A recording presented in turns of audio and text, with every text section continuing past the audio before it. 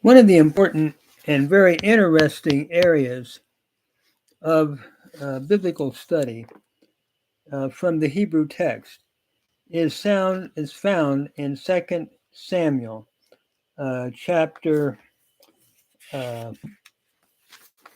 10.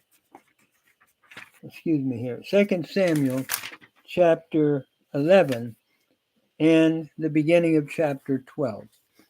It is interesting to me that there is a repetition of a phrase, Vayishlach, and he sent in Hebrew. And I think what the writer of Samuel is doing is presenting David as a negative role model. It's when he sins for Bathsheba and she comes into him, he commits adultery with her. Then he sins for Uriah, and Uriah comes but will not go into his wife, so he sends Bathsheba or sends a messenger back to Joab saying, "Put Uriah up where he will be killed." And that is what has happened. And then Uriah sends back to David and says, "Everything has been done." And David takes Uriah's wife, Bathsheba, to be his wife. We see here adultery, we see violence, we see not telling the truth, just a wide range of things. And one of the questions is, how do we see this from what we might call a leitwort? That is, a word or a phrase. Buber spoke of a leitwort, a word in Hebrew that is used to teach an idea. And I think we see this here in Samuel. So I would like to illustrate this by reading it just quickly and showing how it seems to be saying to me that evil and evil people doing evil may prevail for a while by the repetition of the phrase "any sent," but God will have the final sending. It's almost like payday someday. So we begin in verse 1. And it came to pass after the year was expired, when the kings went forth to battle, that David sent Joab and his servants with him, and so forth. But David tarried in Jerusalem.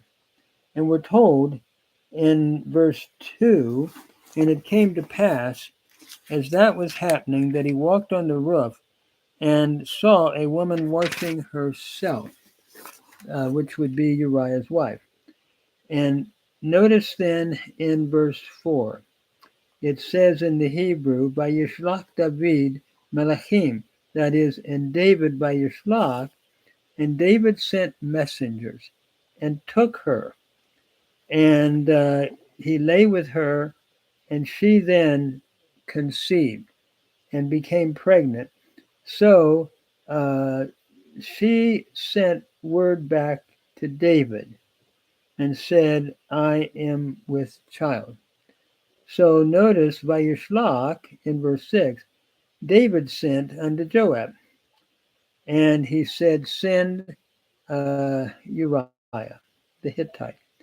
Vayishlach, Joab then sent Uriah the Hittite back to David. And he tried to get her to go, or get him to go into his wife, but he wouldn't do it. He said, "Can Israel be out in tents and I go into my wife? I will not do that." So David's plan is foiled at that point. And as a result, he then tells Joab to put Uriah up on the forefront of the hottest battle and move away from him so that he then will die. So Joab does that, and we're told in verse 18 with the same phraseology, by Yishlach, Joab. And Joab sent and told David uh, about the things going on. And in telling him that, he then makes the statement, "And your Uriah the Hittite, your servant," which is irony here, "is dead." Now, what I see in this is a lot of sending, followed then in verse 27 by Yishlach David, that is, in David sent in verse 27 for Uriah's wife Bathsheba, and brought her into his house, and she bore a son, and he made her his wife. When I look at this, reading it as it goes on and on in the Hebrew, you might say there's a lot of Vayishlaching going on. Vayishlach, Vayishlach, Vayishlach. And David is sending, and then Joab is sending back, and it's just constant. And you wonder, where is God? And I've often thought, as I've read this text, that the writer of Samuel is trying to teach a point that evil may prosper and may prevail for a while. People doing evil may get by with it for a while by the elongated repetition or by the long and engaging repetition of Vayishlach, Vayishlach, Vayishlach. But what is striking to me, God has the final Vayishlach. Because when you look at 12:1, it reads Vayishlach Adonai et Natan el David. That is, and the Lord sent Nathan unto David, and he tells him this parable about a rich man and a poor man and what happened to the poor man, and he applies it to what David had done. In other words, as you read this, we read in verse 7, Natan said unto David, Atah ha'ish, you are the man. You have plundered this poor man, and you're the guilty one. And so what I see in this repetition is what we might call elite vort. That is a word repeated that is teaching wisdom. And we might entitle this Payday Someday. In other words, I think that was a sermon that was preached years ago, that title. And I think we're seeing this in this ongoing repetition of Vayishlach, Vayishlach, Vayishlach, and the evil that was being done. But God then finally has the final Vayishlach. And that phrase drops out of the text.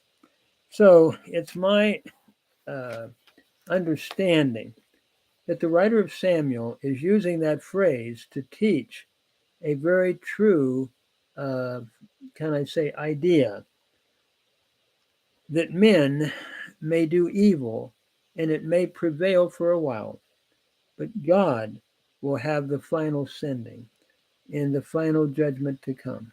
It will be payday someday.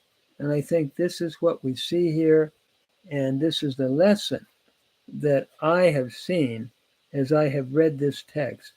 So it's interesting to me how the writer of Samuel, I believe, uses that word or that phrase to drive home David as a negative role model and to illustrate how, while David in other texts is a man after God's own heart, in this text he blew it and basically becomes a negative role model.